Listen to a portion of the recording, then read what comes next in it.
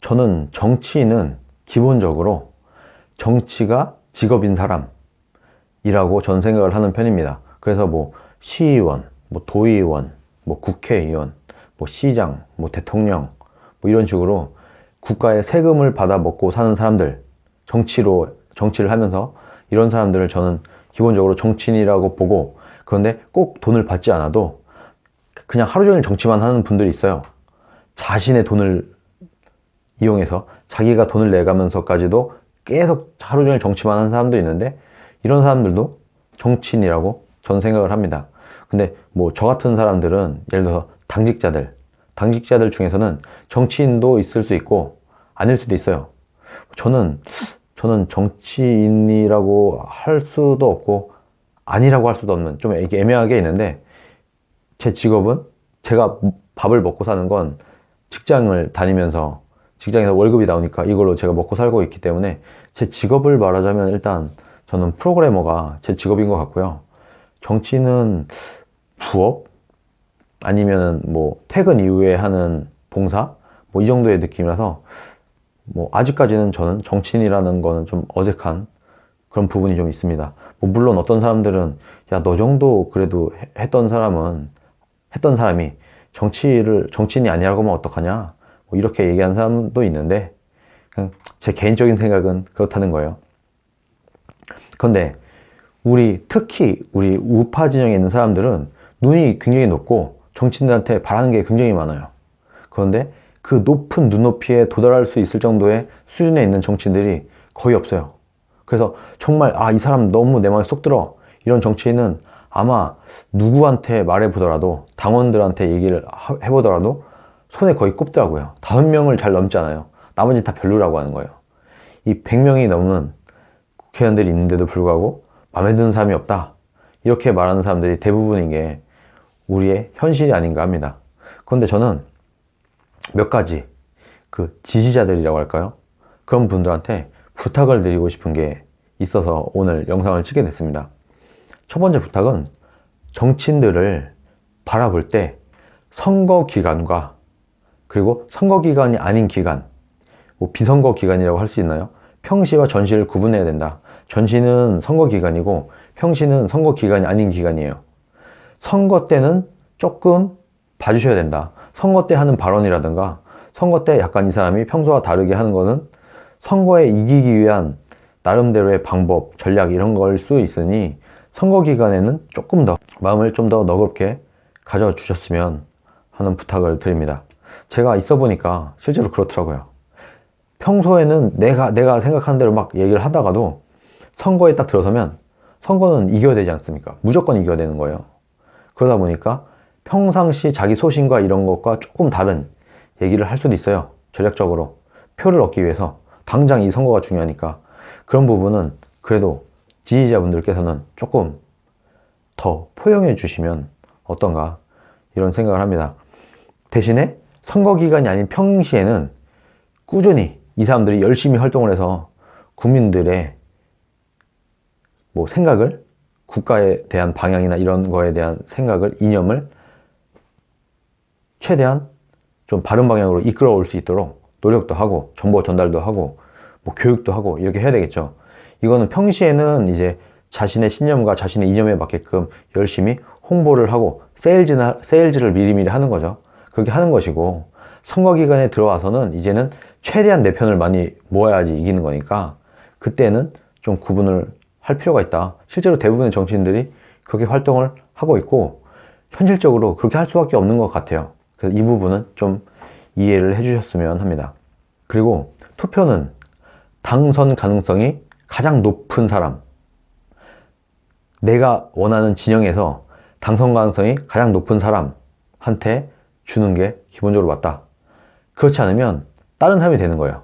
다른 진영에 있는 당선 가능성이 가장 높은 사람이 당선이 되는 거기 때문에 내가 좋아하는 진영에 있는 가장 확률이 높은 사람한테 투표를 하는 것이 맞다. 그래야지 사표가 되지 않고 이기는 선거를 할 수 있다. 이렇게 생각을 합니다. 우파 쪽에 있는 지지자분들의 좀 안타까운 부분이 이런 게 있어요. 3명의 후보가 있는데 한 사람은 60점, 한 사람은 50점, 한 사람은 40점이에요. 예를 들어서. 그러면 60점인 사람이 돼야지 좋은 거잖아요. 근데 이 60점인 사람의 건 기대가 커요.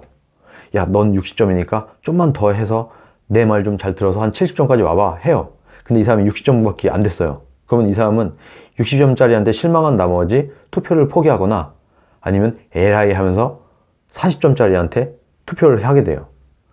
그래서 결과적으로는 50점짜리가 1등을 해서 당선이 되는 이런 결과를 만들어내는 경우가 꽤 있습니다. 그래서 이렇게 하지 마시고 조금 이성적으로 생각을 하셔서 이 사람 가장 높은 쪽에, 내가 볼 때 가장 높은 점수를 갖고 있는 사람 미워도 그게 당대표가 됐던 대선 후보가 됐던 국회의원 후보가 됐던 누가 됐든지 간에 이 중에서 이성적으로 판단했을 때 가장 높은 후보, 그 사람한테 표를 주는 게 맞다, 이렇게 생각을 해야 결과적으로 우리 정치가 발전하지 않겠나, 그렇게 생각을 합니다. 많은 사람들이 정치가 한 번에 싹 뒤집어져서 갑자기 확 좋아지길 바라는 것 같아요. 뭐 그렇게 저도 생각을 해요.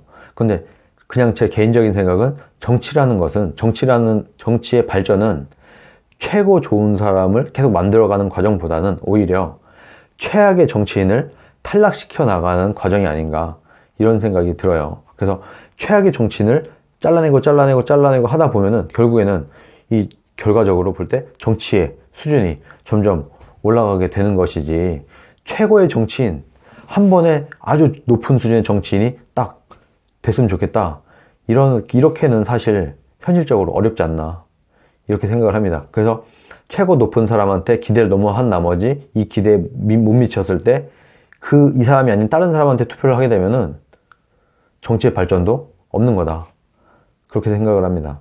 내 맘에 쏙 드는 후보는 없어요. 뭔가 부족해요. 사람인데 어떻게 다 내 맘에 쏙 들겠습니까? 그래서 내 맘에 쏙 드는 후보한테 투표하겠다, 이런 마음을 애초에 버리시고 다 고만고만하고 누가 좀 나은 사람, 이런 식으로 보통 이제 후보들이 나오는데 그나마 제일 난 놈한테 내가 표를 한번 찍어주겠다, 이런 마음으로 선거에 임하는 게 어떤가, 그렇게 생각을 합니다. 정치인들은 기본적으로 어떤 결단을 내리거나 할 때 꼭 정의, 뭐 명분, 이런 거에서만 입각해서 하지 않을 수도 있어요. 약간 나름대로의 머리를 써서 전략적인 판단을 할 때도 있어요. 이게 성공할 수도 있고 실패할 수도 있어요. 그럼 성공하면 잘했다고 하겠죠. 근데 실패할 때도 있는 겁니다. 정치인들이 전략적인 판단을 했을 때 실패를 할 수도 있어요. 이때는 그래도 좀 지지자들이 얘가 좀 머리를 잘못 써서 이번에 좀 실수를 했구나 하고 좀 이해를 해주시는 것도 방법이라고 생각을 합니다. 말 그대로 오판을 할 수도 있는 거예요. 사람이다 보니까 실수도 할 수 있고, 이런 점에서 조금 용서를 할 수 있는 이런 좀 넓은 아량을 가지면 어떤가 합니다. 그리고 제가 최근에 정말 느끼는 건데, 싸우다가 질 수도 있어요. 정치인이 정치 투쟁을 하다가 질 수도 있어요. 항상 이기면 좋겠지만 질 때도 있는 거 아니겠어요? 근데 졌을 때 그 사람을 용서하고 그 사람을 보듬어 줄 줄 알아야 된다, 우리 당원들이, 국민들이. 왜 그러냐면 만약에 패배한 사람을 그냥 내쳐버리고 넌 졌어? 졌으면 땡이야, 이런 식으로 해버리면 분명히 이걸 정치인들이 다 보고 있단 말이에요. 그러면은 어려운 싸움에는 아무도 안 나서게 됩니다.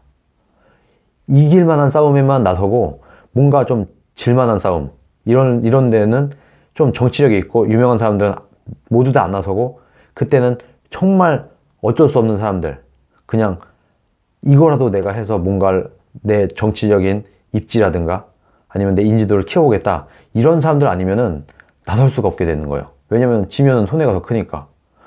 굉장히 어려운 싸움이에요. 어려운 싸움에 뛰어들어.